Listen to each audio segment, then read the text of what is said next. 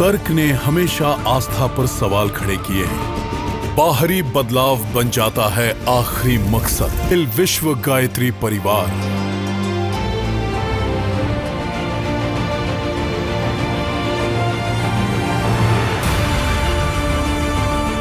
जो भरा है प्रेरणादायक कहानियों से। हमने उंगली माल के बारे में तो सुना ही है, जो उंगलियां काटता था और फिर उसकी माला बनाकर पहना करता था। लेकिन बुद्ध ने उसका जीवन बदल दिया। सिर्फ उसे ही नहीं बदला, बल्कि वह उसे यानी कि उंगली माल को एक बौद्ध भिक्षु बनाकर अपने साथ लेकर घूमते थे। आपको उस इंसान को बदलना पड़ता है, और ये बदलाव किसी को तो लाना ही होगा। गुरुदेव को देखकर लोग खुद बदलने लगते थे। धार्मिक ज्ञान की कहानियां। गुरुदेव ने 2 ही चीज़ें हमें सिखाई, वसीयत और विरासत।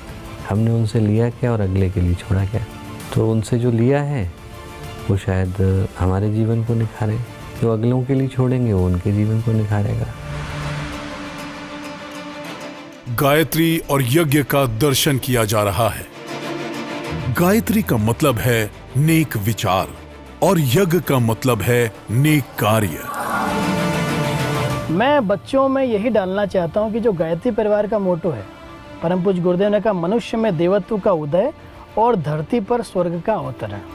आप दुनिया में कहीं भी रहें, यदि आपके भीतर वो देवत्व का भाव है तो उसको विकसित करिए और धरती पर स्वर्ग अपने आप ही आ जाएगा।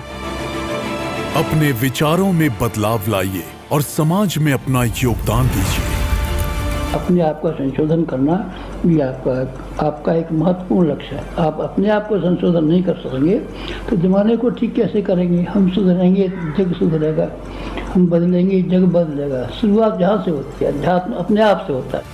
आध्यात्म और सांस्कृतिक नवोन्मेष से ही बना है गायत्री परिवार। हम बदलेंगे, युग बदलेगा। अपना सुधार संसार की सबसे बड़ी सेवा है। हमें एक नया युग लाना है।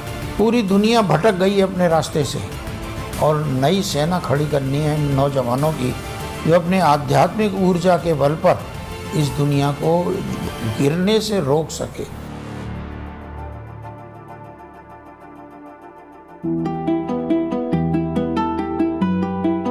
प्रातः काल में एक नौजवान लड़का प्रार्थना में लीन है। ये बसंत पंचमी का दिन है, जहां कमरे दियों से रोशन है, और यहीं से जन्म लेता है अखिल विश्व गायत्री परिवार का मकसद। दुनिया के लिए संवेदनशील मानव जाति तैयार करना और उन्हें जीवन के लिए एक मकसद प्रदान करना। और ऐसा 15 वर्ष की उम्र में किया है पंडित श्री राम शर्मा आचार्य ने, एक तपस्वी जिन्होंने 24 लाख बार गायत्री मंत्र का उच्चारण करके 24 पुरुष चरण का निर्वाह किया और जबरदस्त आध्यात्मिक शक्ति हासिल की। यही तो आध्यात्म का सार है। आध्यात्म का मतलब है अच्छे कार्य और सद्गुणों का दैनिक जीवन में पालन करना। स्वस्थ शरीर, स्वच्छ मन, सभ्य समाज, यही मूल रूप से हमारे सिद्धांत है, और हम रोज इसका पालन करने की कोशिश करते हैं।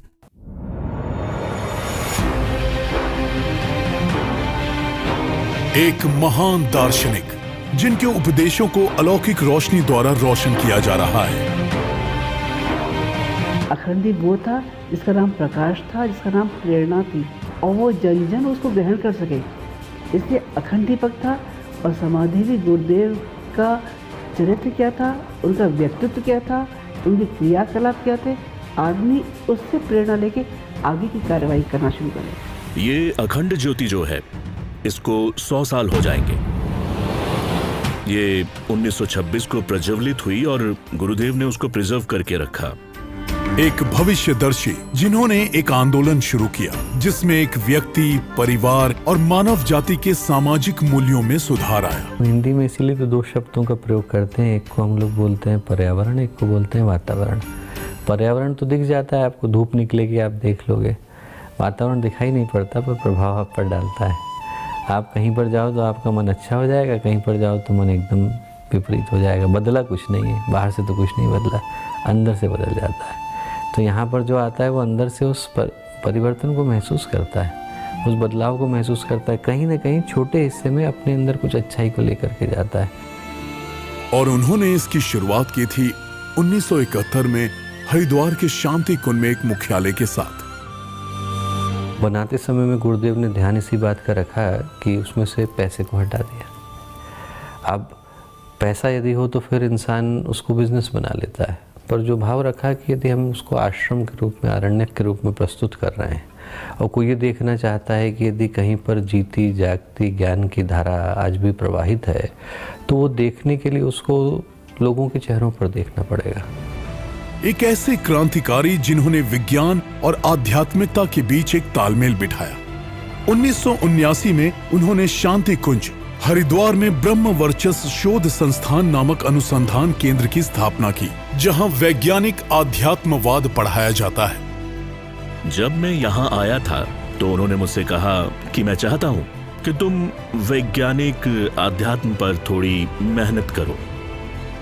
मैंने उनसे पूछा कि मैं ये कैसे कर पाऊंगा, तो उन्होंने कहा कि तुम तो विज्ञान के महारथी हो और मैं यहाँ आध्यात्म सिखाता हूँ, तो तुम्हें इन दोनों को जोड़ना होगा, विज्ञान और आध्यात्म। शिक्षा व्यवस्था को बदले बिना इस देश को बदला नहीं जा सकता। शिक्षा से ही चरित्र बनता है। ये एक जबरदस्त शुरुआत थी, जहां ऐसे संस्थान को विकसित किया गया जिसे वैज्ञानिक आध्यात्म की शिक्षा दी जाने लगी। तो जो भी युवा पीढ़ी है, युवा पीढ़ी को हम जोड़ते हैं। मैं all over country, all over world गया हूँ और ऑल ओवर वर्ल्ड युवाओं को मैंने कोशिश की कि उन्हें आध्यात्म से जोड़ सकूं। साल 2002 में देव संस्कृति विश्वविद्यालय की स्थापना की गई और एक ऐसा पाठ्यक्रम तैयार किया गया जिसमें आधुनिक विज्ञान और पैतृक प्रथाओं को मिला दिया गया। आपकी शिक्षा में दिव्य जीवन का समावेश है।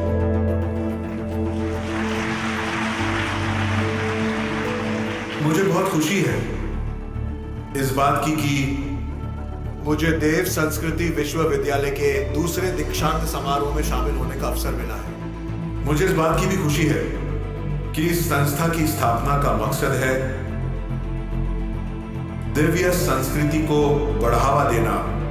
यह हमारे लिए बेहद जरूरी है क्योंकि इस वक्त हमारा देश बदल रहा है। हमें एक खुशहाल और शांतिपूर्ण समाज की जरूरत है। मैं देव संस्कृति विश्वविद्यालय के सभी छात्रों को ज्ञान की प्राप्ति की उनकी उपलब्धि पर बधाई देता हूं, जिन्हें फल स्वरूप ये डिग्रीज और सर्टिफिकेट्स मिल रहे हैं। ये गुरुदेव ने जो ऊर्जा बिखेरी है इस क्षेत्र के अंदर, ये एक तपोवन बनाया है और इस तपोवन में आप भी रह जाओगे थोड़े दिन तो आप भी चेंज होना शुरू हो जाओगे। तो लगा कि नौजवानों को कुछ विशेष दायित्व देने के लिए ही गुरुदेव ने ये मिशन खड़ा किया है। उनको घड़ने में परेशानी होती है, उनकी पुरानी आदतें होती है, लेकिन हमको उनके पिताजी के नाते, उनके अभिभावक के नाते हमको देखना है इस बच्चे के अंदर क्या परिवर्तन किया जा सकता है और इस तरह से धीरे धीरे मोल्ड करना पड़ा। वो एक पारिवारिक शख्स भी थे जो शादीशुदा जीवन को एक पवित्र धर्मोपदेश मानते थे और इस प्रक्रिया के जरिए उन्होंने उच्चतम आध्यात्मिक ज्ञान भी प्राप्त किया। आचार्य जी ने भगवती देवी शर्मा जी से शादी की थी, जिन्हें माता जी भी कहा जाता था। बाद में गायत्री परिवार की बागडोर उन्होंने संभाली और 1990 में आचार्य श्री के महाप्रयाण के बाद समाज के उत्थान के लिए काफी योजनाओं की शुरुआत की। पुरुष अपने आप में पूर्ण हो सकता है, लेकिन जब तक नारी विकसित नहीं हो पाई तब तक ये बात अधूरी रह जाती है। तो गुरुदेव का सपना यही था कि बच्चियां जब आगे बढ़ेंगी तो ही समाज का नवनिर्माण हो सकेगा। ये सब सिर्फ एक व्यक्ति की रचनात्मक ताकत का कमाल था, पंडित श्री राम शर्मा आचार्य।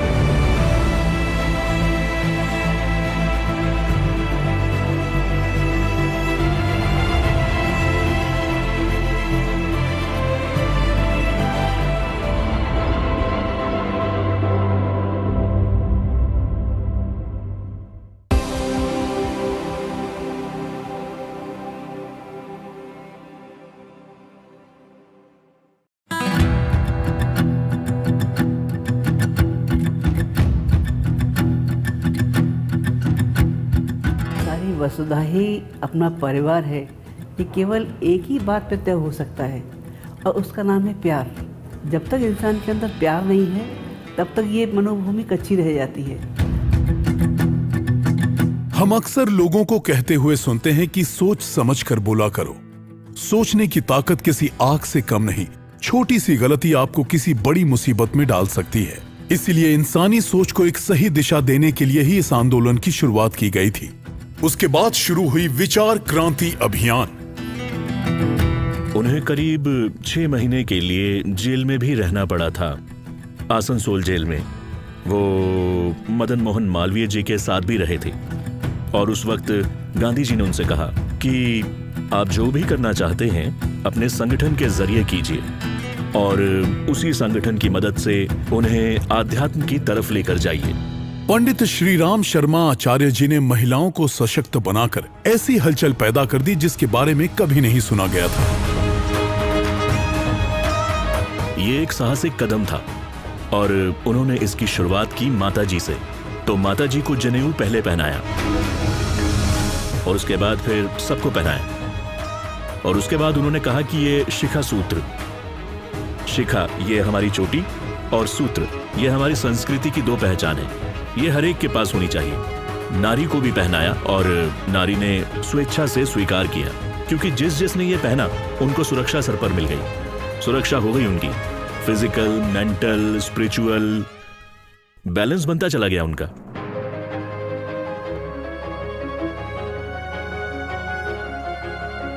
पंडित श्रीराम शर्मा आचार्य जी ने काफी कम उम्र में पत्रकारिता की दुनिया में प्रवेश किया था। जीवन के कई पहलुओं पर उनके ढेरों लेख प्रकाशित हुए हैं और उन्होंने काफी धार्मिक किताबों का अनुवाद भी किया है ताकि आम लोगों को आसानी से समझ आ सके।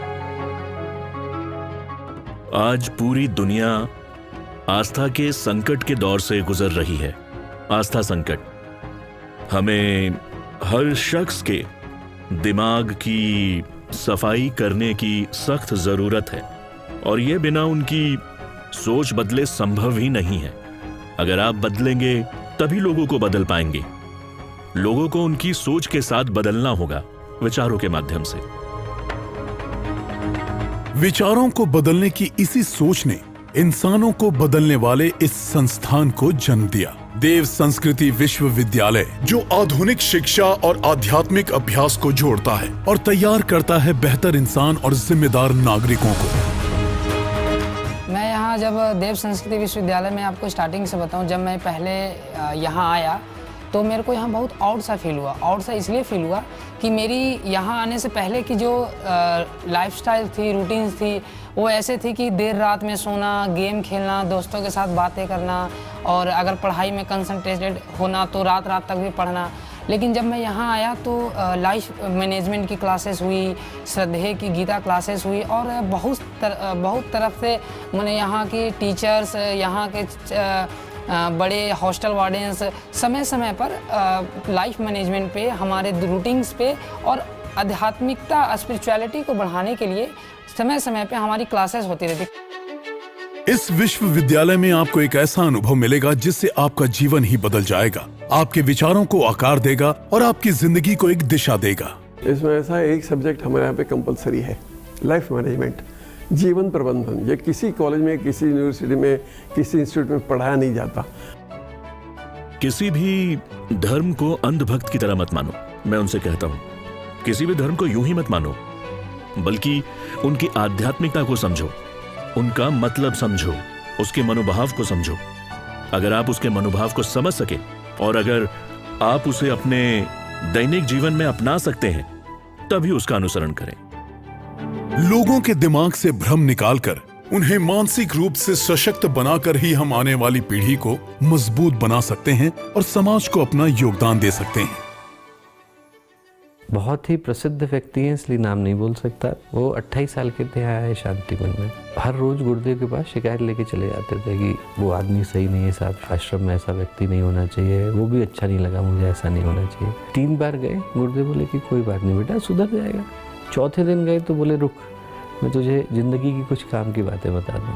बोले देख, पहली बात, हमारा जो गायत्री परिवार है बोले भगवान शिव की बारात है। बोले करोड़ों लोग इसमें हैं। बोले इसमें देवता भी चलते हैं, भूत प्रेत भी चलते हैं, अच्छे लोग भी हैं, बुरे लोग भी हैं। बोले हर कोई विवेकानंद बन गया होता तो यहाँ क्यों आता? वो आया ही सुधरने के लिए, उससे वो अधिकार छीन क्यों रहा है? देव संस्कृति विश्वविद्यालय शिक्षा और अनुसंधान का मिश्रण है, जहां छात्रों की एक नई पौध तैयार की जाती है, उन्हें प्राचीन वैदिक ज्ञान, भारतीय संस्कृति का मूल सिद्धांत और शिक्षा की एक नई परिभाषा सिखाकर।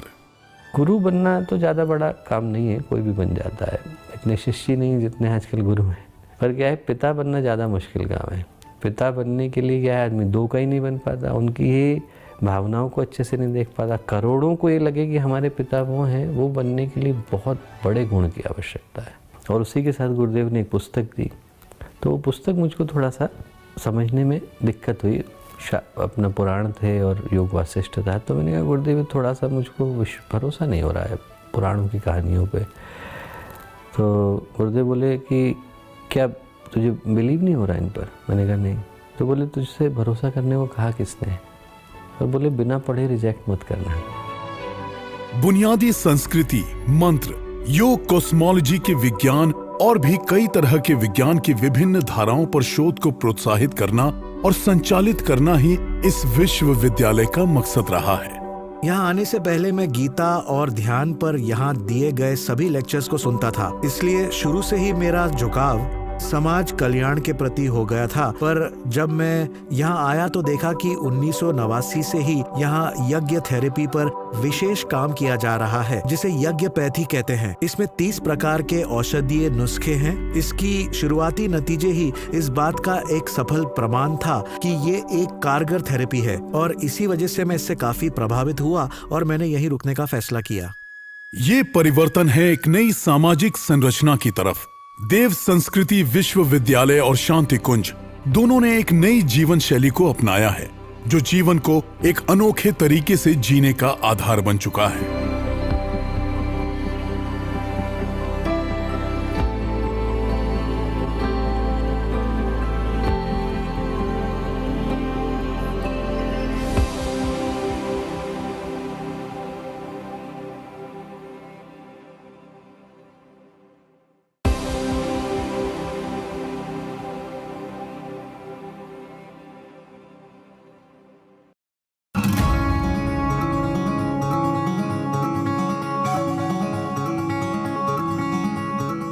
देव संस्कृति विश्वविद्यालय और शांति कुंज का वातावरण एक भविष्य के समाज का जीता जागता स्वरूप है।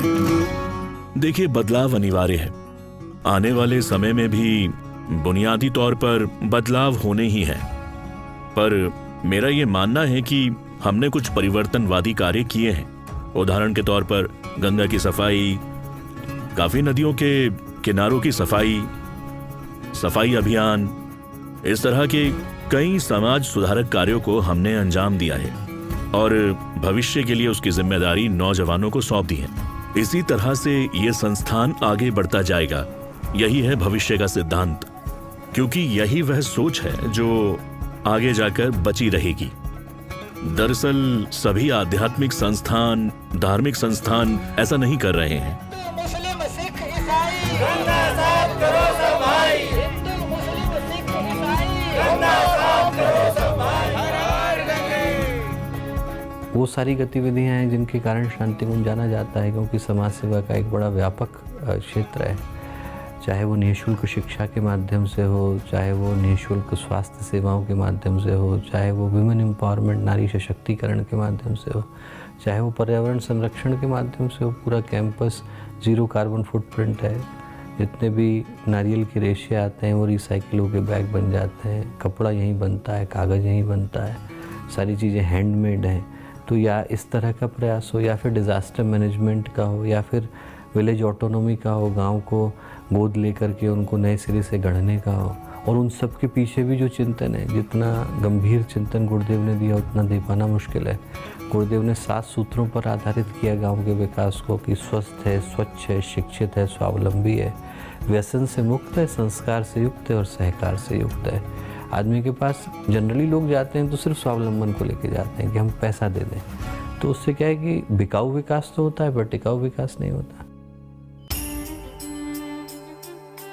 यहाँ हमें अपने साथ पंडित श्री राम शर्मा आचार्य जी के सिद्धांतों को लेकर जाना है और उनकी शिक्षाओं को अपने दैनिक जीवन में सम्मिलित करना है। बेहतर जीवन के लिए उनके विचारों को समझना होगा। एक खूबसूरत समाज बनाने के लिए उनकी सोच का अनुसरण करना होगा। हमको अपना दीपक खुद से बनना पड़ेगा। अपने लिए रास्ते खुद खोजने के लिए अपने को प्रकाशवान करना जरूरी होगा। गुरुदेव ने 2 ही चीज़ें हमें सिखाई, वसीयत और विरासत। हमने उनसे लिया क्या और अगले के लिए छोड़ा क्या। तो उनसे जो लिया है वो शायद हमारे जीवन को निखारे, जो अगलों के लिए छोड़ेंगे वो उनके जीवन को निखारेगा। और कार्य चूँकि पूरे विश्व को बदलने का है और विचारों की क्रांति का है, तो वो कुछ हजार लोगों के कुछ दशकों तक काम करने से संपन्न नहीं हो सकता। आज हम कैसे जी रहे हैं उससे ये फैसला होता है कि हम अपने पीछे कैसा भविष्य छोड़ने जा रहे हैं। शक्तिशाली विचारों की रूपरेखा तैयार करके हम प्रेम की विरासत और सामाजिक जिम्मेदारियों का निर्माण कर सकते हैं। आने वाली कई पीढ़ियों को अपनी आज को बदलना होगा ताकि समाज को एक बेहतर कल मिल सके और एक ऐसी दुनिया बना सके जिसकी हम कल्पना करते हैं।